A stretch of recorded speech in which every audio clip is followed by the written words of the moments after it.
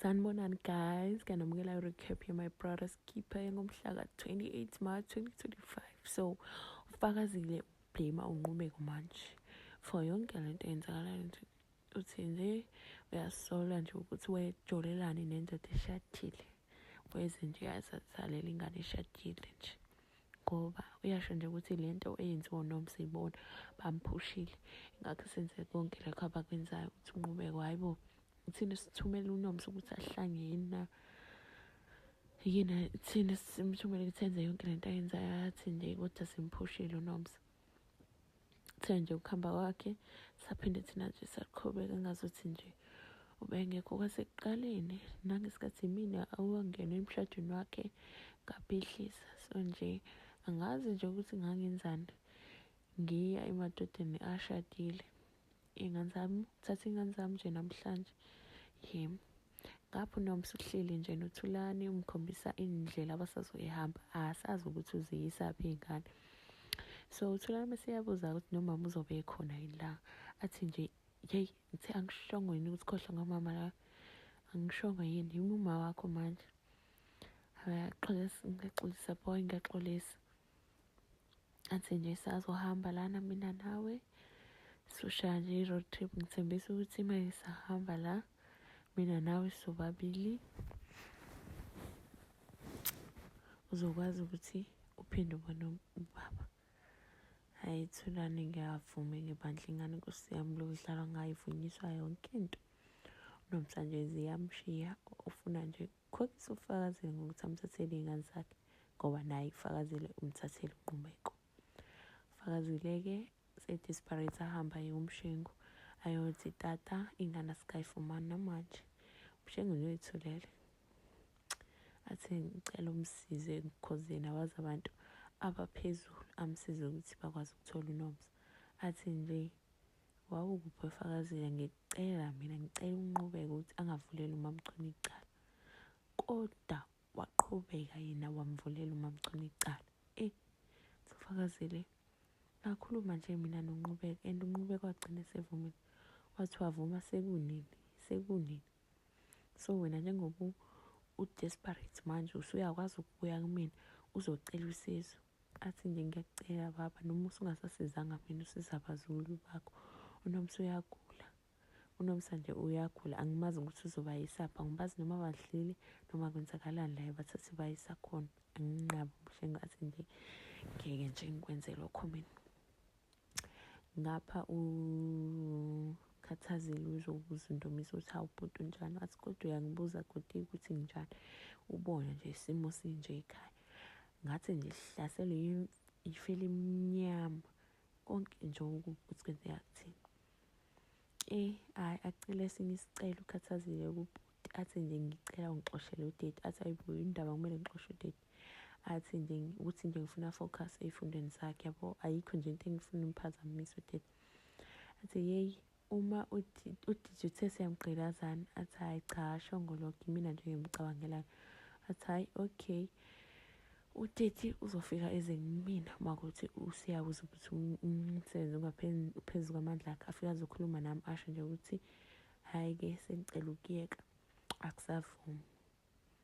Athi uyamncenga ekhathazile nje, athi uNdumiso ayi khululeka nje, udide yena uma senenkinga uzoza kumina, hhayi ukuthi kuze wena kanti awufuni yini udide abe independent, ayisebenzele imali yakhe, noma ufuna udide aloku ey'tholela ama-blesser laphaya azoloku emondla.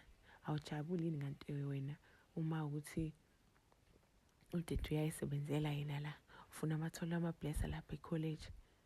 Yikho lokho okufunayo yini? Ayi khathazile umbone ukuthi-ke manje asenampendulo-ke manje inkukhu inqunya umlomo-ke manje akasazi ukuthi uzothini, ngoba phela ngazi ukuthi akafuni ukumtshela uNdomisa ukuthi kahle kahle kwenzakalani, isiphi isona sizathu efuna udide asuswe laphaya at the rocks, cause uNdomisa nje uwale waphetha and angimazi ukuthi yini yena-ke shabasheka engena lezi ndaba kanje, ngoba phela uyazi ukuthi uSibusiso akamfuni uDidi.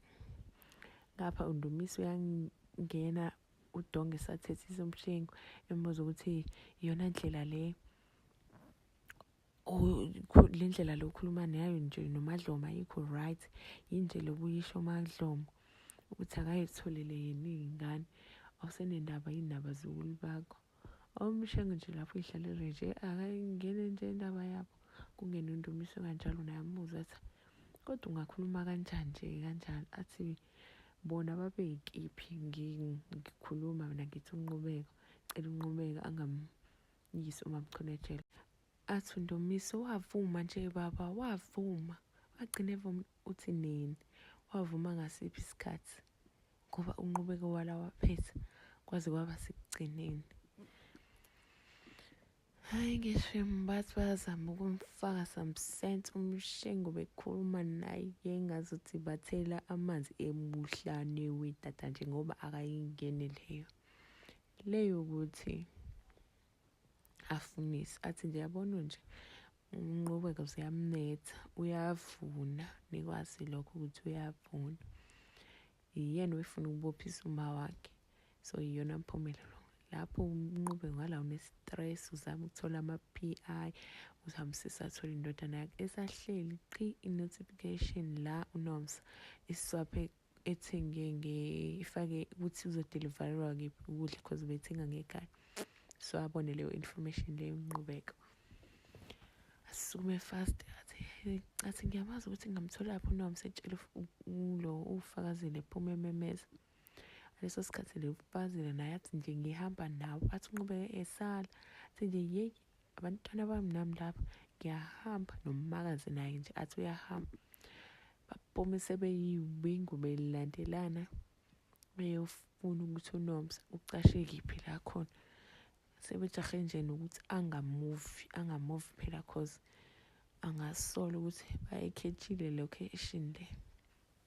Bahambe-ke ngaleso sikhathi-ke bathole la uNomsa ecashe khona. Uma bethi bayangqonqoza kanti uNomsa usecabangile phela ukuthi hayi bo bazongithola labantu. On the other hand,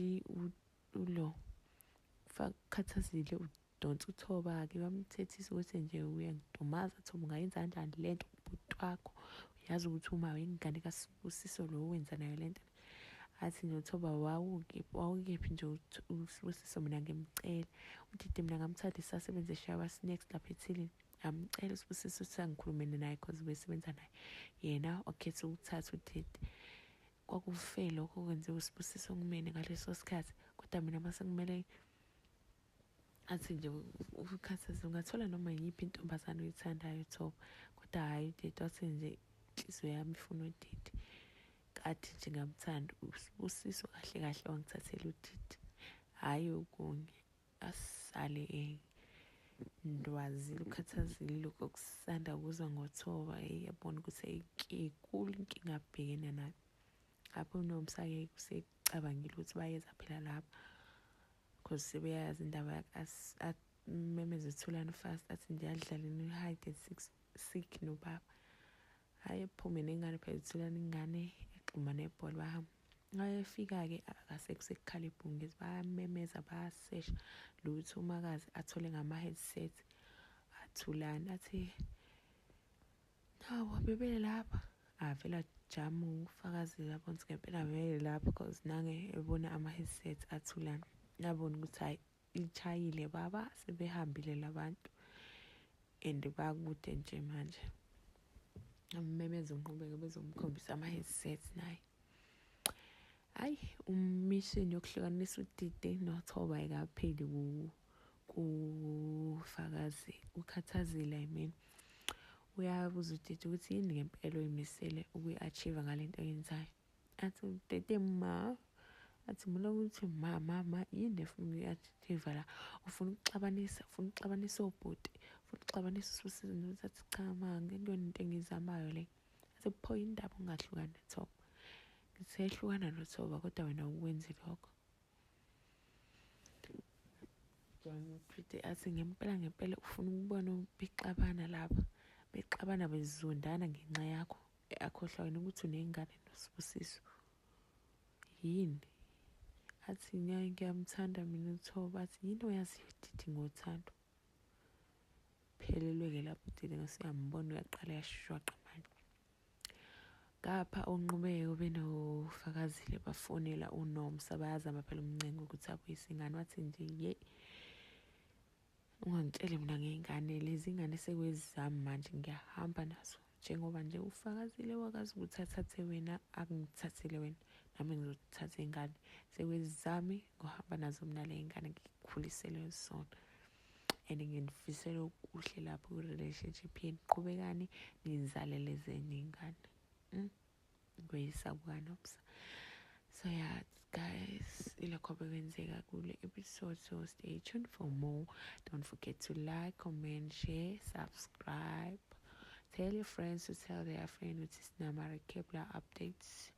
So yeah, see you on the next one. Bye.